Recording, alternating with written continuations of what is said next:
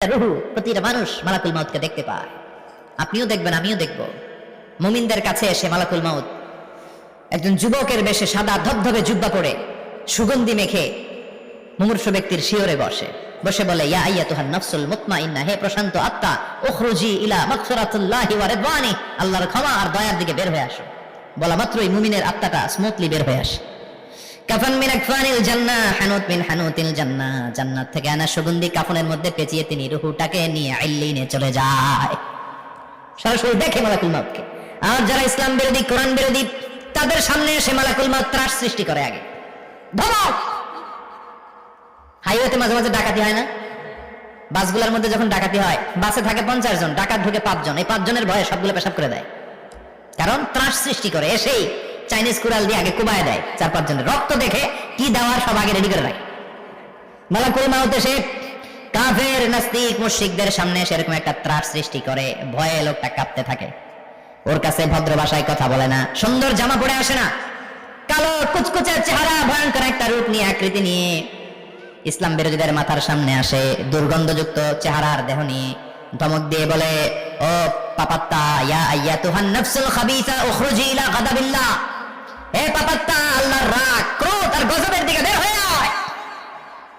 মুমিনের আত্মা বলার সাথে সাথে যেমনি মুমিনের দেহ থেকে বের হয়ে জান্নাতি কাফনের ভেতরে ঢোকে, কাফেরদের আত্মাও কি এরকম তাড়াতাড়ি বেরোতে চায় নাকি?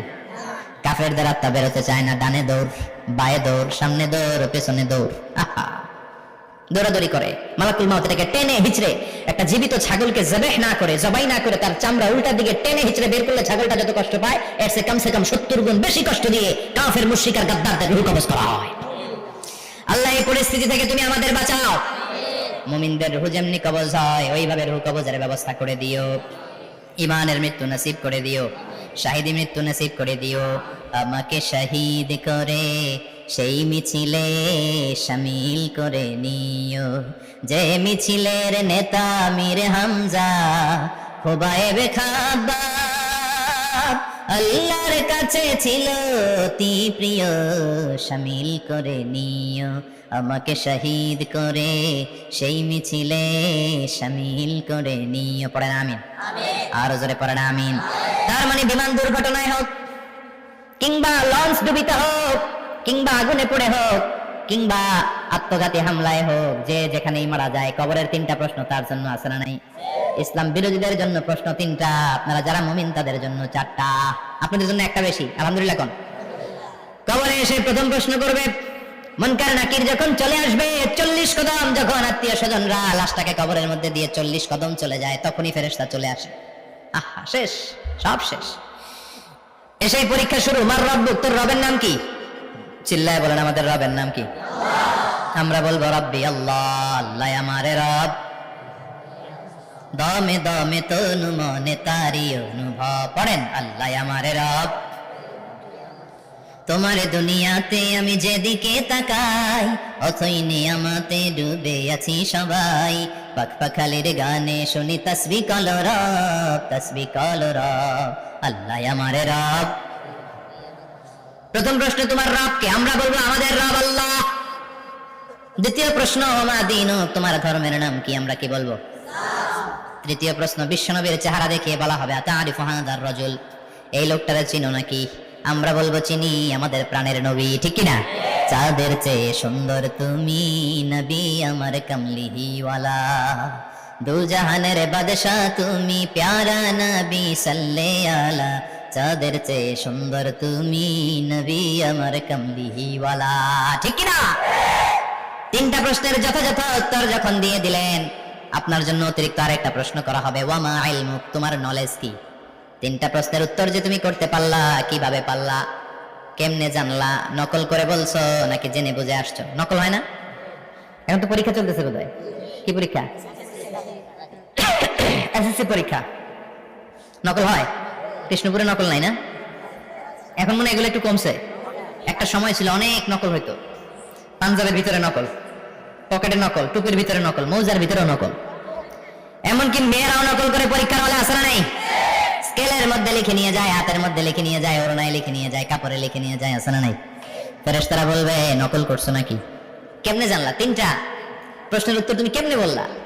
আল্লাহ তোমার রব, ইসলাম তোমার ধর্ম, এই লোকটা বিশ্বনবী কেমনে চিনল? আপনাকে তখন বলতে হবে আমি কোরআন থেকে শিখেছি, আমি হাদিস থেকে শিখেছি, আমি ইসলাম জেনে বুঝে মেনেছি, আমি আন্দাজে কোথাও ঘুরি নাই। চিল্লায় এখন ঠিক কিনা? আপনাকে বলতে হবে, এজন্য শিখতে হবে, প্রতিনিয়ত ইসলাম সম্পর্কে জানতে হবে, আখের গোছাতে হবে, জীবনটাকে আলোকিত করতে হবে। চিল্লায় বলেন ঠিক কিনা? চারটা প্রশ্নই যখন হয়ে গেল, ফেরেশতারা বলবে আহলান ওয়া সাহলান ওয়া মারহাবান বিক, খোশামদেদ, কংগ্রাচুলেশন, খোশামদেদ, কংগ্রাচুলেশন। সব প্রশ্নের উত্তর তুমি পেরেছো। ফায়ুফসাহু লাহু কবরুহু ৭০ যিরান, আপনার কবরটারে ৭০ হাত লম্বা করে দেয়া হবে। ওয়া ইফতাহু লাহু বাবুন ইলাল জান্নাহ, আপনার কবর থেকে জান্নাতের দিকে দরজা খুলে দেয়া হবে। ওয়া ইলবাসু মিন লিবাসি আহলিল জান্নাহ, জান্নাতের দুইটা রেশমি কাপড়ের পোশাক এনে আপনারে পরিয়ে দেয়া হবে। আর বলা হবে নাম কানাউ মিলা আরুস, ঘুমাও, sleep, you should get some sleep now. তোমাকে লম্বা সময় পাড়ি দিতে হবে, ঘুমাও। কানাউ মিলা আরুস, যেমনি বর বাসর রাতে আরামসে ঘুম দেয়, বাসর রাতে যেমনি বর কনেকে নিয়ে মধুর ঘুম দেয়, তুমিও ঘুমাও, কেউ তোমার ঘুম ভাঙবে না। মালাক ইসরাফিলের কিয়ামতের জন্য ইসরাফিলের সিংহায় যে ফুৎকার আছে, ওই ফুৎকার ছাড়া কোনো কিছুই তোমার ঘুম ভাঙাতে পারবে না। আলহামদুলিল্লাহ পড়েন। আল্লাহ আমরাও যেন চারটা প্রশ্নের উত্তর দিয়ে লম্বা একটা ঘুম দিতে পারি, পড়ে না আমিন। ওয়াম্মাল কাফির ওয়া আহলুশ শিমাল, আর ইসলাম বিরোধী যারা, তাদের সামনে আসবে মালাকান আসওয়াদান আজরাকান, কৃষ্ণ বর্ণের দেহ, নীলাভ বর্ণের দুটো চোখ, গায়ের রং কালো, চোখের রং নীল। দেখতে কেমন লাগে? আলিফ লাইলার ভূতের মতো। কথা কন? গায়ের রং কালো, চোখের রং নীল। ফেরেশতা দুইটা আসবে, এসে ত্রাস সৃষ্টি করবে, এসে বলবে বল তোর রবের নাম কি? মার রাব্বুক। ইসলাম বিরোধী মুশরিক কাফের নাস্তিক এরা বলবে আমি জানি না আমার রবকে, আমি জানি না, আমি তো আজীবন শুধু চেয়ার করেছি, মদ খেয়েছি, আমি ধর্ষণে সেঞ্চুরি করেছি দুনিয়ার বুকে, আমি টেন্ডারবাজি করেছি, চাঁদাবাজি করেছি, আমি মাস্তানি করেছি, আমার দাপটে এলাকার ইসলাম প্রিয়রা বাসায় ঘুমাতে পারে না। আমি ছিলাম টেন্ডারবাজ, আমি ছিলাম গডফাদার, সন্ত্রাসীদের লিডার, আমি ছিলাম ডন 1 2 3 সব, আমি ছিলাম ডনের ডন, আমি ছিলাম মাস্তান রংবাজ। রব টব কি আমি তো জানি না। লাদ্রি লাদ্রি, আমার জিজ্ঞেস করো না। আবার প্রশ্ন করা হবে ওয়ামা দীনুক, তোর ধর্মের নাম কি? বলবে লা আদরি, আমার কোনো ধর্ম নাই, আমার কোনো ধর্ম নাই, আমি শুধু মৌজ মাস্তিতে ছিলাম, আমি আনন্দ ফুর্তি করেছি, ইসলাম নিয়ে আমার মাথা ব্যথা ছিল না, আজীবন ইসলামরে আমি বাস দিয়েছি। চিল্লায় বলেন ঠিক কিনা? ইসলাম বিরোধীদের সাথে ছিল আমার চলাফেরা, আমার সব সাঙ্গপাঙ্গ ছিল গুন্ডা বদমাশ ইসলাম বিরোধী। রব কি, ইসলাম কি, এগুলো আমি জানি না। আমার এগুলো জিজ্ঞেস করো কেন? ধর্ম কি আমি জানি না, আমি কিচ্ছু মনে করতে পারছি না।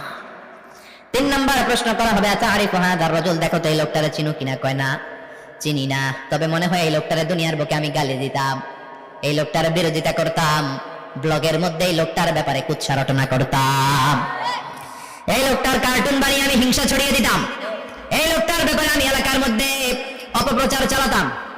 ফেরেশতারা বলবে তাই, এই ছিল তো ডিউটি, দাঁড়া এখনই আমাদের খেলা শুরু, এখনই শুরু।